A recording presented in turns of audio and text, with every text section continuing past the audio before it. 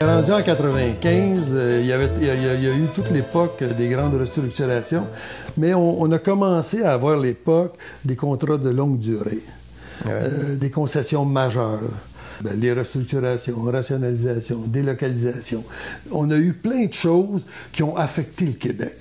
Et on s'est battu là, corps et âme contre les contrats de longue durée, contre les concessions, contre les clauses orphelins. On a fait des grèves dans certains de ces cas-là. Puis malheureusement, tu sais, ça c'est peut-être un mea culpa.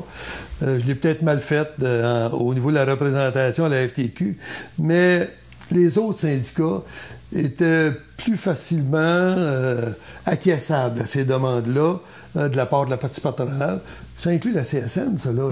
Tu sais, la CSN a été la première, si je ne me trompe pas, à revendiquer les contrats de longue durée. Et Dieu sait que je leur ai parlé à la CSN en rapport avec ça, tu sais. Mais, tu sais, pour eux autres, ça pouvait devenir un investissement majeur.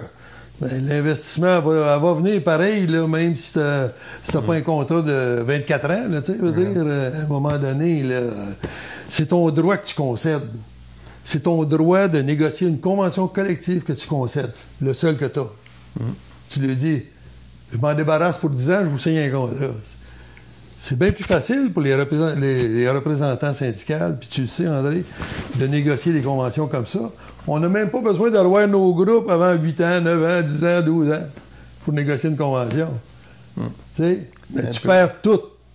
Tu perds ton rapport de force. Ton rapport de force, le lien que tu peux avoir avec ton monde, ça n'a pas, tu sais, ça n'a qu'une sens. Et la sous-traitance nous a fait mal aussi. Donc, il y a eu plusieurs éléments... Il y a eu plusieurs transformations économiques là, qui nous ont rentré dedans. Puis le mouvement syndical n'a peut-être pas toujours réagi avec la vigueur. Tu sais, l'ALENA, la ZLEA, les accords, le mouvement financier, que les finances puissent se promener partout dans le monde sans aucun problème, ouvrir là, fermer là, sans aucune réglementation. Une chance que ça a été mis au rencard, ça, cette histoire-là. Là. Mais ça peut revenir un jour, parce que c'était sérieux en tabarouette, cette affaire-là. Et ce qu'il ne faut pas oublier, c'est qu'eux autres, ils ont juste ça dans la tête.